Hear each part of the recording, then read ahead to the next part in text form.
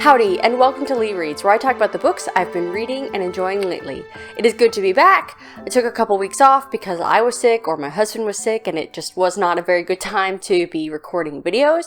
But now I'm back, and today I want to talk about sort of refocusing in my reading intentions for the summer, especially because a lot of my plans went out the window this past month being sick. It was hard to focus, and so I just started really mood reading and just picking up things that were simpler and made me happy in the moment. Spoiler, I guess, for what month is it? The May reading wrap-up. But there are still many things in my list that I do want to read sometime soon. And it's gotten to the point where it's kind of hard to focus, to settle down and choose where I'm going to invest my attention.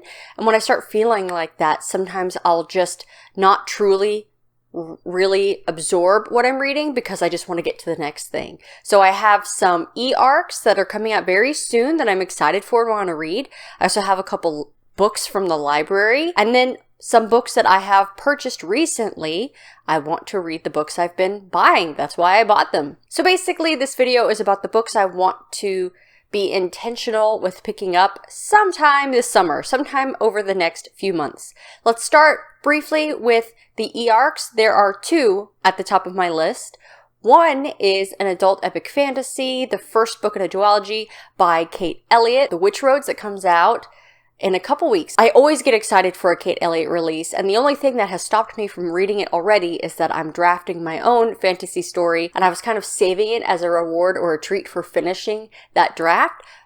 But on the other hand, its release date is coming out soon, and I would like to review it about at the time that it comes out. So we will see, but I bet I wind up getting to this one sooner rather than later. Frankly, I don't know that much about the synopsis of the story. I've started the beginning of it where some of the world building is being set up, and it's really cool so far. This world, there were these sorcerers that at one point, the empire kind of exterminated, and their bones were buried in these roads, and now something called the Pall, which is maybe like a plague or something with ghosts, is overtaking the land, but the bones of these old sorcerers along these roads are keeping people safe. So it's what's going on with this battling of these two types of magic, and then there's this sense that people aren't safe to travel at night because of this pall unless you live in a protected walled city. So really the basics of the world building that I've been exposed to so far,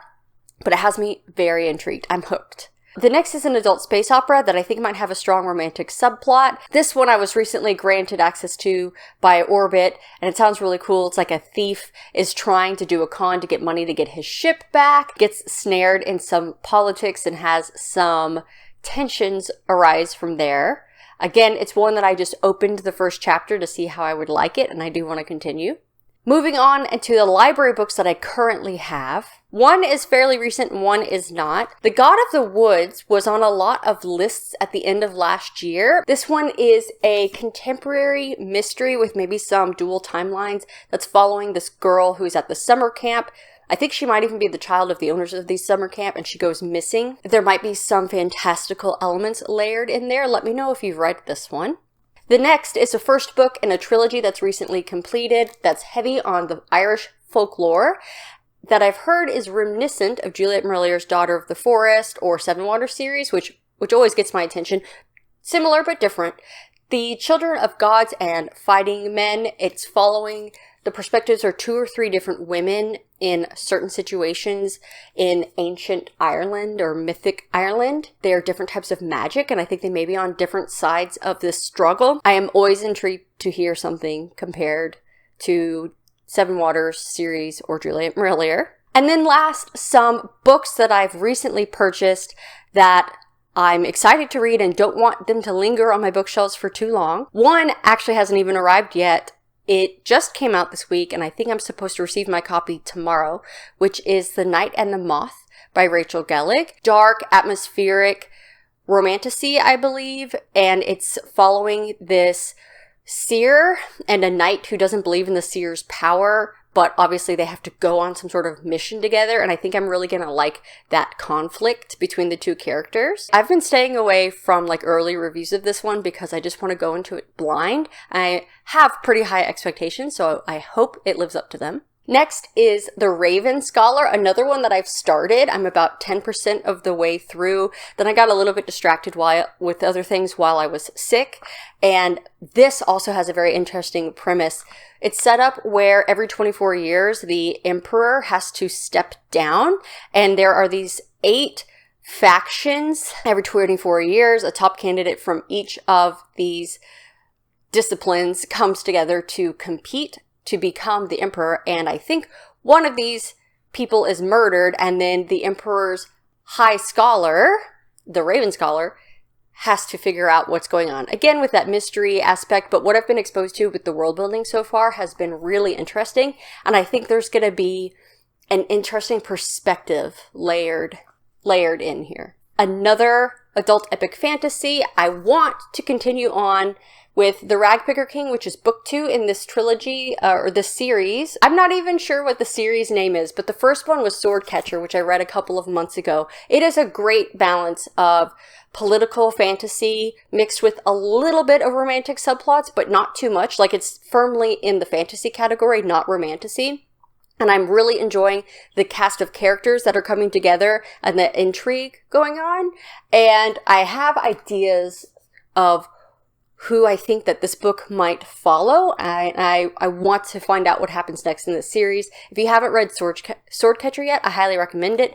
It's the first Cassandra Clare I've ever read. I know she has written expansive other young adult series, and this was her first foray into adult, and I think that it's really good. Last but not least, but very different, is The Name of the Rose, which is translated, I believe, from Italian. It follows this monk who is investigating a murder, I believe, in the abbey or the missionary where they live and work.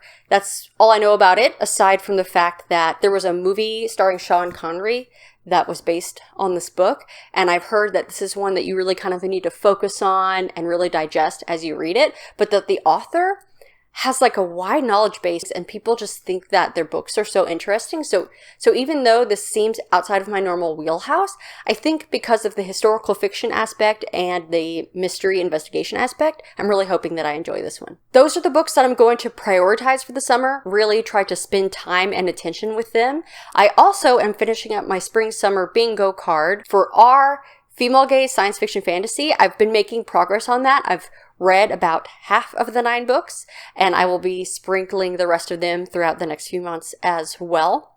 I have sort of swapped some things around, so we'll see what my final card winds up looking like. Thank you so much for watching. I hope you enjoyed this video. Let me know if any of these books in particular pique your interest, or if you've read them before. I'd love to know what you think about them. And as always, don't forget to support your local library. Thanks. Bye.